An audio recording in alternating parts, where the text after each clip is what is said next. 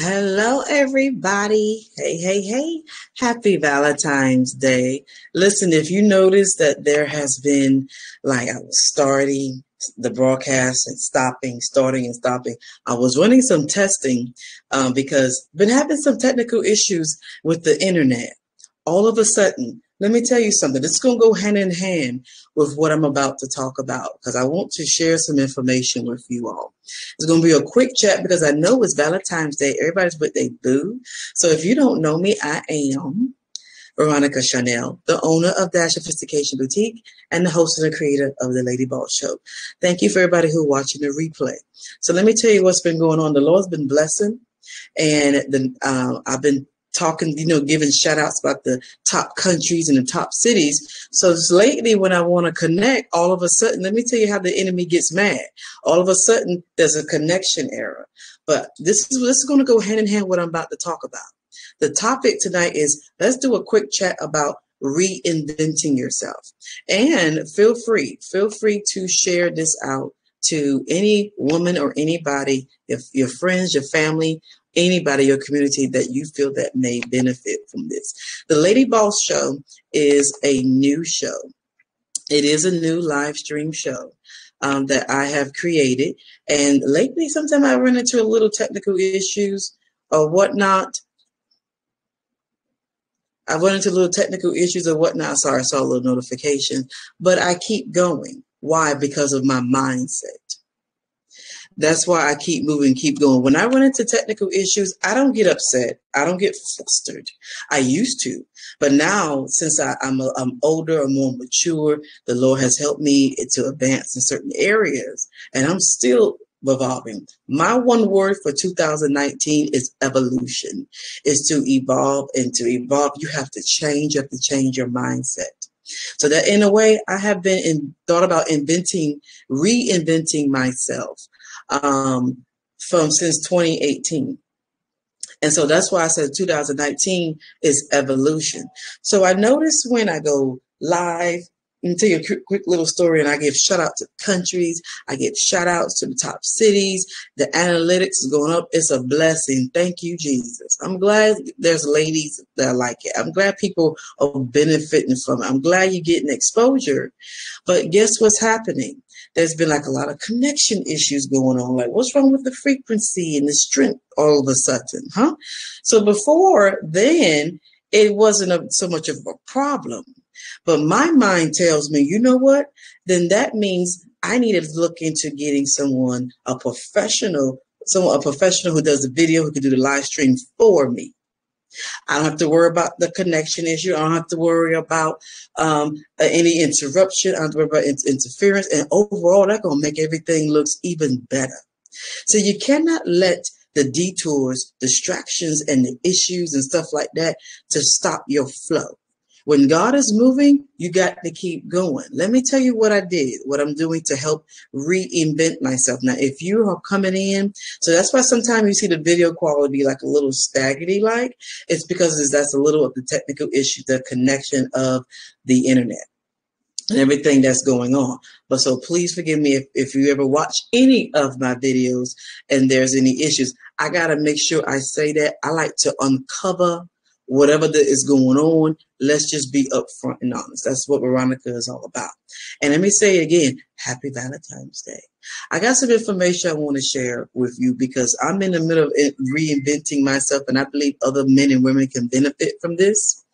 If you friend me on Facebook, or I'm not sure if I even put it on the Lady Boss Show page.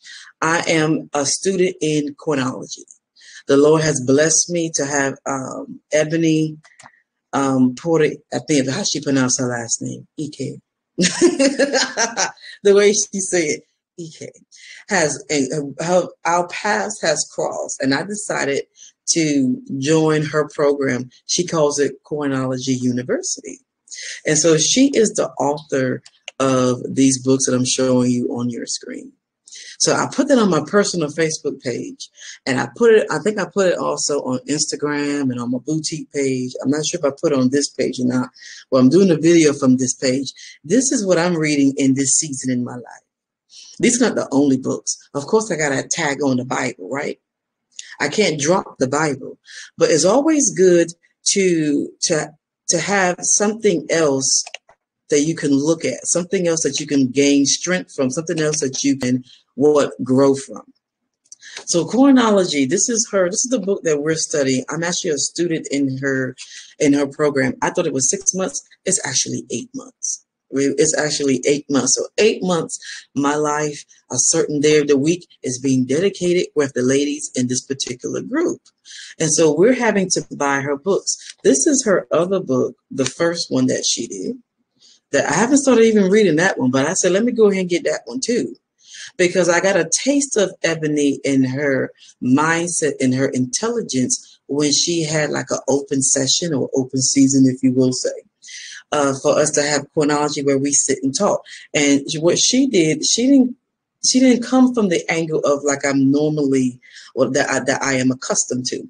Now I have an MBA, so I am accustomed to business. I'm accustomed to corporate America. I'm accustomed to the customer service and retail as well. So in business school, they teach you the books, from economics to intro to biz to marketing, even to human resources. You got to be experienced on federal and state level, have knowledge of the laws that is governing employment and everything else like around business, right? But she didn't come from that angle. So I'm thinking I'm going to get into business school. No, she came from a psychological standpoint. She came from a sociology standpoint as well. Those classes that those of you who have business degrees or didn't major in sociology or psychology, you're like, why do I have to take these classes? Well, how am I going to use psychology in business? You will. How am I going to use sociology in business? You will. A lot of those classes that you did not want to take, oh, you will use it if you're going to be an entrepreneur, even if you're going to work in a particular industry, even if it is, whether it don't have to be corporate America. Corporate America, you're going to be using a lot of psychology. That's why reverse psychology don't work with me, because I don't do that. So let me tell you what chronology is. I have gotten hooked to her, so I bought her book. All right. And so we're in chapter 1. So I want to share this about reinventing yourself, as same thing as reinvesting in yourself. Okay. So the reinventing and the reinvesting, the chapter 1, this is volume 2, is talking about gracious paper. So gracious paper, this is part of also my assignment that I'm working on. I had to do some research. So I feel like I'm back in the MBA program, because she actually grades us. This woman is serious, which a lot of you going to learn more about Ebony in March, because she has so wonderfully is going to grace her presence on the Lady Boss Show. Yes, this wonderful, this intelligent, sophisticated AKA, not because she's an AKA, because she's taking her intelligence, is not taking her money and what she know and run with it. No, she stopped. She's successful in her business. She is a successful woman who runs a global firm. Understand me? I didn't even know who her clients were. I wasn't even interested in who her clients were. It was just something about Ebony that caught my eye. I said, okay, I got to find out more about this young lady. But she stopped and turned around and helping other individuals, such as myself, that's willing to say, look, it's time for a change. Show me what I'm missing. Those of you ever talk to the Lord and say, Lord, what is it? Show me what I'm missing. What am I doing wrong? And so anytime someone like her is reaching back, she doesn't have to do this, but it's in her to do it. So I want to share her book, and then you get to know more about her when she actually gets on the show in March. But she is my assignment. My assignment is from chapter 1 is what we're in, called Gracious Paper. And it's all about your mindset. Let me read some little inserts about Gracious Paper, what she said. And this is also Black History Month. So the person that we had to research for our assignment was an entrepreneur, someone who had millions, was successful and lost it all and regained it. So I'm getting ready to tell you the person that I picked. They go hand in hand with my assignment and Black History Month. So Ebony said, in essence, Gracious Paper is all about developing a winning mindset when it comes to wealth and success in business. Check this out. She said, when we talk about gracious paper, one example that comes to mind is our 45th president of the United States of America, Donald Trump. Although he came from a long lineage of wealth, he demonstrated the ability to maintain the wealth that was passed on to him, increase that wealth, and even regain after losing it due to bad decisions and unfortunate circumstances. So in essence, one of the principles of gracious paper is we must learn how to deal with 3 Ds. She said, I'm going to talk about the detour. Detour, distractions, and destructions. So what she mean by gracious paper, chapter 1? When you decide to reinvent yourself, I want to help somebody. It's your mind frame. It's your mindset. Okay, you can't just, they didn't stay in the fact that I lost it all. What am I going to do? They didn't have a little pity party. Let me read a little bit further and pinpoint some of the things. I'm up to like, the part I'm just going to hit on is the detour section. It was so good to me. She says some derailments are positive. They don't destroy your plans or even prevent you from pursuing them. Because they cause you to go about seeking things in a different way. As I go a little further, I started reading these things. She said, detours push us out of our comfort zones. Ironically, it's this very discomfort, I can relate, that is often needed to drive us towards our destinies. And see, I'm like all in this book at this point. So I get to something. And Ebony gives us a little bit of her testimony. Because Ebony told us, now I can't give out a whole lot of information because this is for those, she opens up more to us, to those who is in the Cornell's University. But I just want to touch a little basis of her book.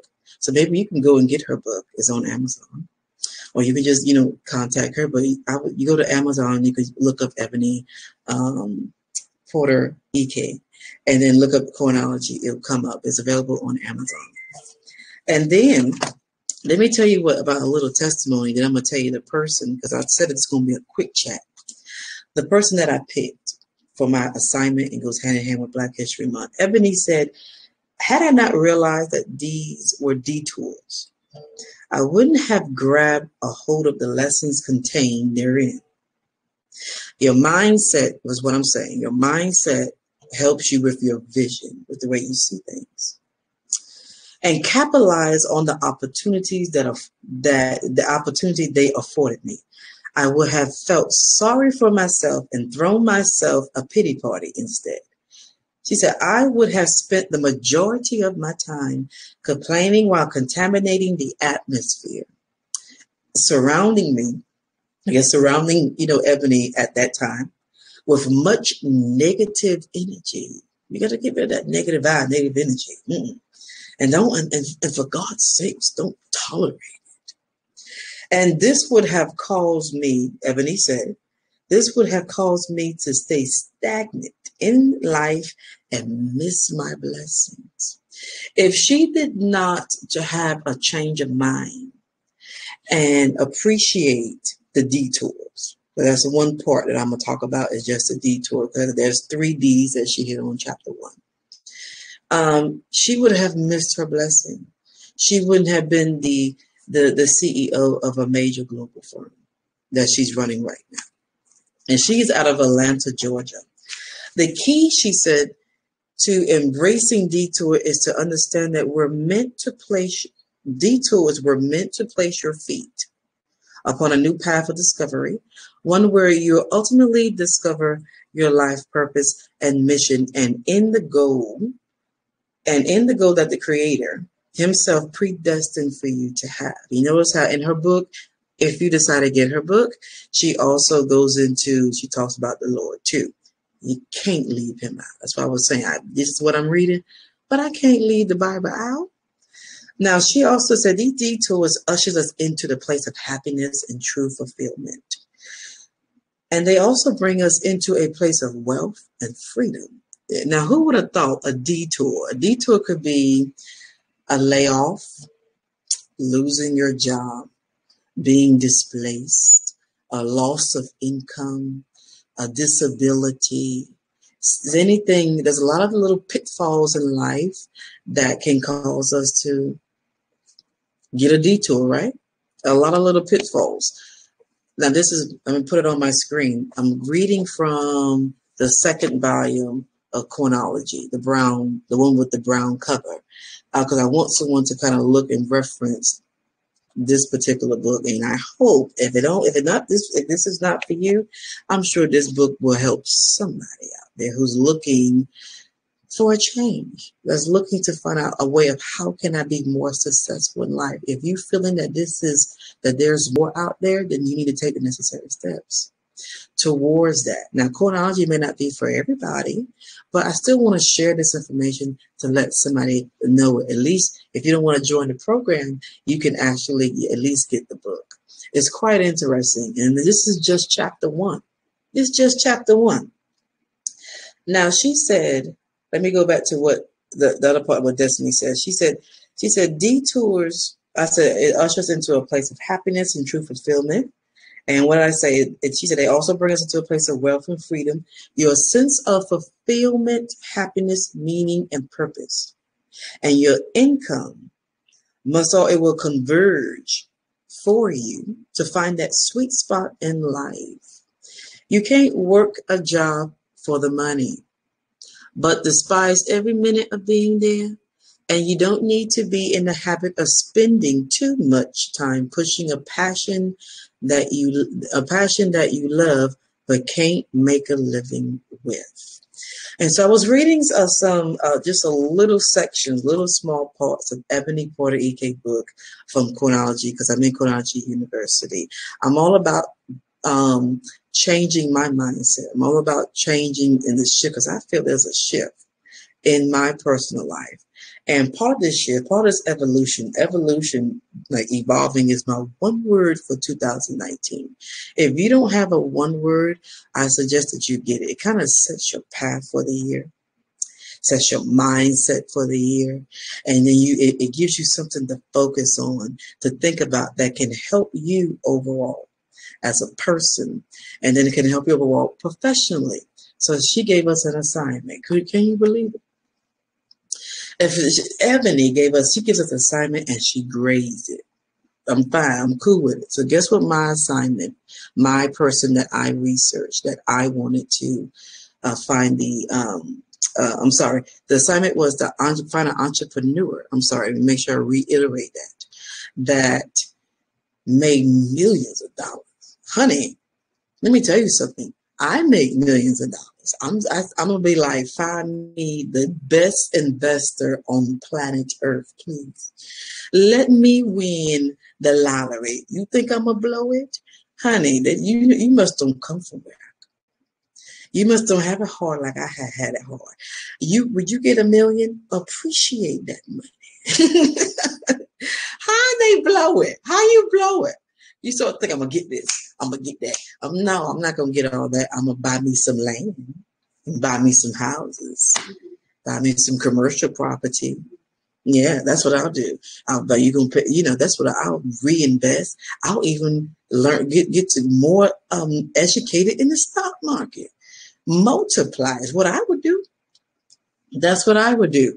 But you would be surprised how many entrepreneurs lost millions. I'm still trying to figure out, as I was doing my research, how you lose multi-millions of dollars or $1 billion. What happened? How they do it? It could be greed. It could be poor decisions and not being mindful of your money management. As I was researching, that could be how. But guess who I found out that I had no idea lost millions? George Foreman. Now, I love me some George Foreman grills. I am a proud owner, actually, of a George Foreman grill. Do you hear me? George Foreman, let me give you a big, because I had to pull some research, because I'm an 80s baby. When he was young, strong, knocking out people, I won't know where to run. I saw a picture of George Foreman in 1973. It's either 73 or 72. And I'm like, wow, he's slim and tall. I always identified him as the big tall man with the bald head, and he was mouthy. Just, you know, a lot of them type of mouthy. So how did he lose it? He said he was young and he was reckless with his money as far as spending it. Okay. So to give a little background about George Foreman, I didn't know this. He has 12 children, and I believe he's been married like 3 or 4 times. It said there's a lot of information about him. The last woman that he married, I believe he's still with her. Thank God. But he has a total of 12 children. So George Foreman is this rich man. He made multi-millions in the 90s. And we all know that he's known for knocking people out. And if you're a boxer, yeah, you're going to be hard, tough, and mean. That's just come along with the industry. You can't be looking like a Woody Woodpecker and talking about you're going to knock somebody out. That don't go hand in hand. So he had to match his industry. He was a boxer, but he lost millions. I was reading about George Foreman. The article said he had lush bankrolls, and it said Big George rebounded handsomely, but he got his money back. Look how he did it. And this is what this is part of my assignment, is to look at what did this entrepreneur do? Their mindset. What did they do to get it back? This is the assignment that Ebony gave her students. It said, let me read from the article. Big George rebounded handsomely from, they call it a flirtation. A flirtation with bankruptcy. Anybody who ever had to file bankruptcy, I don't think you call that a flirtation. But it's a flirtation with bankruptcy. He earned multi-million dollars from boxing in the early 1990s. Multi-million. I'll turn them multi-million into a billion is what I'm thinking about. But he had multi-million, but he made tens of millions more by reinventing himself, the article said, as a gentle entrepreneur. When you hear George Foreman, everybody's mind should go, George Foreman grills. Well, there was a time George Foreman grills did not exist. And that's how he made that multi-million. He made more money coming back, not in boxing, not coming back like was an old LL Cool J song from way back in the day. Don't call it, in his song, he said, don't call it a comeback. He's talking about, I've been here for years. I had a flashback. But George Foreman been there for, everybody know his name. And he won titles, the big mouthy man who fought. That did not work, and it could not work if he wanted to reinvent himself, which is also reinvesting in yourself to get this money back and to make more money. He had to come appear unto us as, I'm just a husband, I'm a father, and look, I'm that everyday guy that likes to grill. And he got connected with the Home Shopping Network, which is going to send you out to the masses. I'm looking at his mindset. Let me tell you a little bit before he even got to that point. Because who owns a George Foreman grill? I do. And I love it. I still got my George Foreman grill, honey. You can't beat me. You're talking about grilling indoors, which is something pertaining to lifestyle, which is something that could be a necessity and a want for so many people. Then it pulls the excess grease and oil and stuff out of it, which helps with weight loss. So he did, that was awesome, wasn't it? And it actually does it. I still have it. And let me tell you something, that thing works fine. I got a new model. It's not a new model one, the ones that you see on his website. Because I went to his website. The ones on his website, I need to purchase me one of them. But I have got another one, but it's a fairly big size for families, not the little small ones, a big one. And from that, and there's other products that he sells too. He made more than what he made in boxing. This man was only a fraction away from being homeless. That's how bad it got. And I was reading the article. George Foreman said, I had my wife, I had my kids, and at the time his mother was living with him. So he had this huge house. more than likely a mansion. And we know mansion's going to cost you more than 2 to 3 thousand, I would think, a month. If I mean, I don't know. If I'm able to get a mansion, I don't know. I may want to pay that off so I ain't got to worry about it later. I don't know that. I don't know. I'm just thinking. I'm just guessing. I don't know. And then I can turn around and sell it. Of course, the value of the house going to go up higher. It's not like a car. I don't know. My thinking could be wrong. I don't know. But he was just a fraction, most steps away from being homeless. And he said he didn't sit there and just let that get to him. It was a scary time for him. And what he did, he thought about, what can I do? Now, I'm not going to go all in detail of how he got about the idea of grills, but that's smart. I want to focus on how when he appeared to us the second time, is not with boxing gloves or sweating and mean. He was actually smiling. He had a suit on, clean cut. He had to shift and change his appearance and how he talked and everything in order to come back from the brink of losing it all. So that's my person that I pick for my assignment. That's also my person I want to highlight for Black History Month, doggone it. And he's still doing good. I heard anything about him. Anything. I have the article, going off the article that I read. I haven't heard anything about him losing it again. I didn't read that. But I'm looking at how this person, he changed his mind and he changed his appearance. So let me ask you something. How are you in this year going to reinvent yourself? And how are you thinking about reinvesting in yourself? Whether you are an entrepreneur or not, you should always look to, how can I get better? Wouldn't it be nice if the whole world would do that instead of worrying about this, instead of figure out, how can I get over? How can I lie? How are we going to present this to management? How are we going to present this to her? How are you going to reinvent yourself this year? Because, especially if you're not happy where you are. George Foreman wasn't happy where he was either. He could have just went on and his name could have been added to those other stars, superstars and entrepreneurs who lost it all. And some people never regained back. But there, you'd be surprised. Look up how many entrepreneurs got millions and billions of dollars, lost it, and they got it back. That is what Ebony is talking about in her book in chapter 1.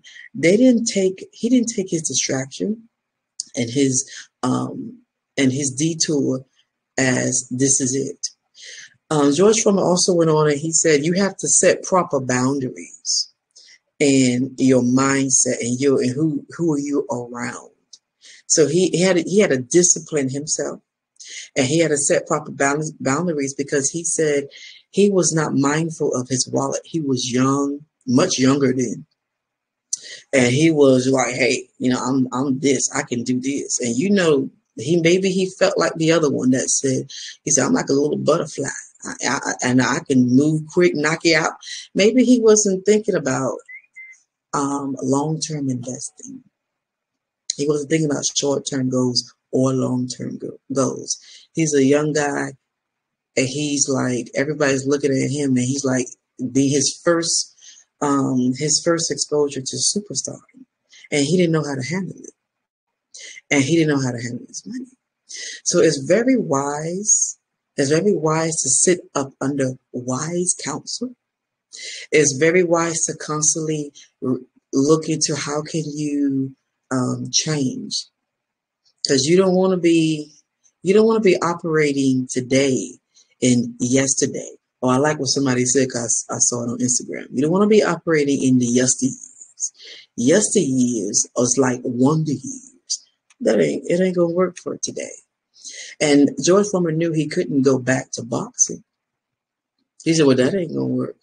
So he discovered grills, and he is actually, I can't believe, made way more. I don't have the exact figure, but every article that I found, said he got his money back and some more, and some more, and some more, just from changing his mindset. So I hope if you don't know anything about chronology, I hope this video introduced you to chronology. And I hope you look on Amazon and check out Getting to This Book, because she gives us some good points. And those are the books that I'm reading in this season in my life, as well as the Bible. Now, I can't leave Jesus, God, and the Messiah. I can't. Until next time, everyone, I hope this information helped you. And I hope it got you thinking like, I just love reading something or getting into something or having those conversations or a class that causes conversations that are effective and stimulating to the mind, that can help bring about a change, a positive change. And so I hope you guys enjoy your Valentine's Day. And everyone, if you don't mind, share this out. I don't mind if you share this out to your family, friends, and fans. That's what Stevie said. But March, the first Thursday in March, actually, I'm going to introduce everyone to Ebony, so you get a little bit more about her and what she has to offer. Mwah. Smooches, everybody.